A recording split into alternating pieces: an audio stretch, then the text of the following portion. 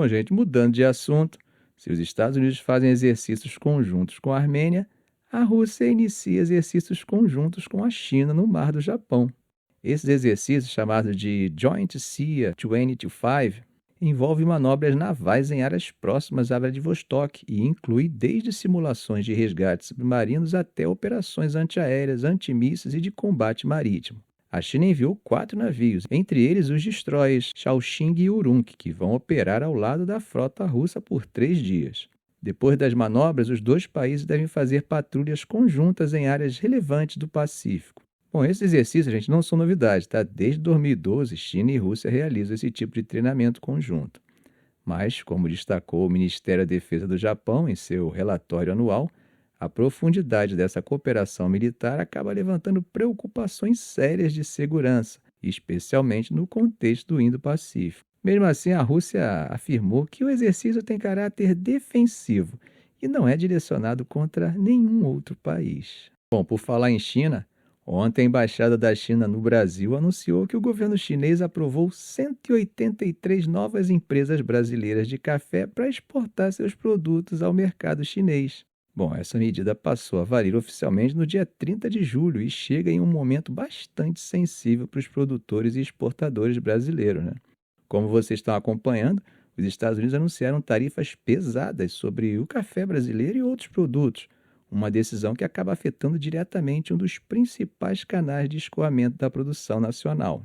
Para vocês terem uma ideia, todo ano o Brasil vende em torno de 8 milhões de sacas de café só para processadores americanos. Com a pressão contra países do BRICS e contra países que compram petróleo da Rússia, parece difícil que essas tarifas caiam, né? Embora nada que venha do Trump é previsível, né? Nesse contexto, a abertura do mercado chinês aparece como uma alternativa extremamente importante.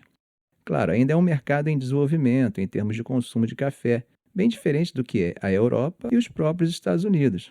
Mas a tendência é de crescimento, né? Especialmente nas grandes cidades e entre o público jovem.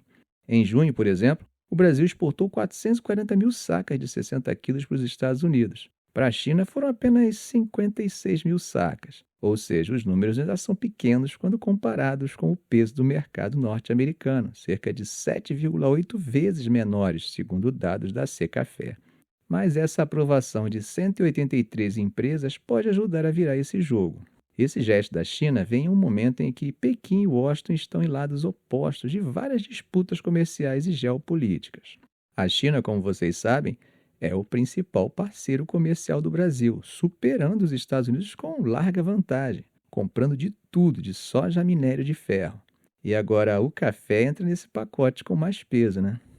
É importante também dizer, gente, que além de ser o nosso maior parceiro comercial, o nosso superávit com eles é gigantesco. Só para vocês terem uma noção, em 2024, o saldo de nossa balança com a China foi de 30,7 bilhões.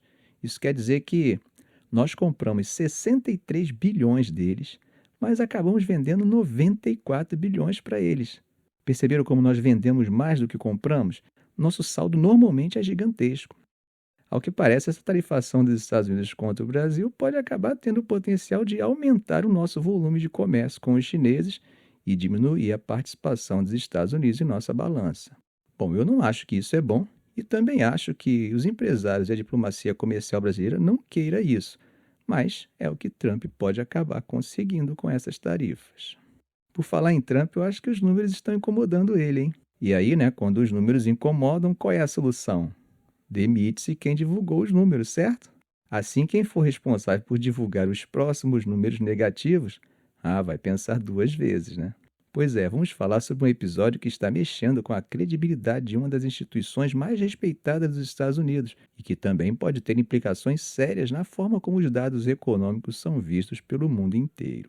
Hoje, domingo, conselheiros econômicos da Casa Branca saíram em defesa da decisão de Trump de demitir a comissária do Bureau of Labor Statistics, Erica McIntyre. A instituição é o órgão responsável por coletar, compilar e divulgar os números de emprego, inflação e outros indicadores-chave da economia norte-americana, e eles acabaram perdendo sua liderança. Segundo o representante comercial dos Estados Unidos, Jameson Greer, Trump teria preocupações reais com os dados. Já Kevin Hassett, diretor do Conselho Nacional de Economia, afirmou à Fox News que o presidente estava certo em pedir uma nova liderança. Bom, o estopim da crise foi o relatório de empregos divulgado na sexta-feira, que acabou revisando para baixo os números de criação de vagas em maio e junho. Foram 258 mil empregos a menos do que os relatórios anteriores haviam indicado. Trump chegou a acusar a comissária de falsificar os números, mas sem apresentar qualquer evidência de manipulação, né? E como vocês já sabem, esse tipo de acusação contra uma agência técnica independente tem um peso enorme, especialmente num país onde a credibilidade dos dados econômicos é base para decisões políticas, empresariais e internacionais. O próprio BLS explicou que essas revisões são comuns e resultam da chegada de novos dados e do ajuste dos fatores sazonais, mas isso não impediu a Casa Branca de promover a demissão. Segundo William Bitt, ex-comissário do Bureau e hoje co-presidente do grupo Friends of the BOS, essa acusação de fraude é absurda. Em entrevista à CNN, ele lembrou que durante o primeiro governo Trump houve uma revisão de 500.000 de empregos nos números e que isso acontece porque empresas abrem e fecham ao longo do ano e os dados vão sendo ajustados com o tempo. Larry Summers, ex-secretário do Tesouro, disse que isso é uma acusação absurda. E, gente, os dados são compilados por centenas de profissionais seguindo manuais técnicos detalhados. Aí o senador Chuck Schumer completou com uma frase dizendo o seguinte: o que um líder fraco faz quando recebe mais notícias? E aí ele responde: atira no mensageiro. Ficamos por aqui. Se esse vídeo foi útil a você, faça um comentário, compartilhe em suas redes sociais, dê um like. E é claro, se ainda não for inscrito, inscreva-se no canal e ative o sininho para não perder os próximos vídeos. Ok, gente? Um grande abraço do professor Arão Alves.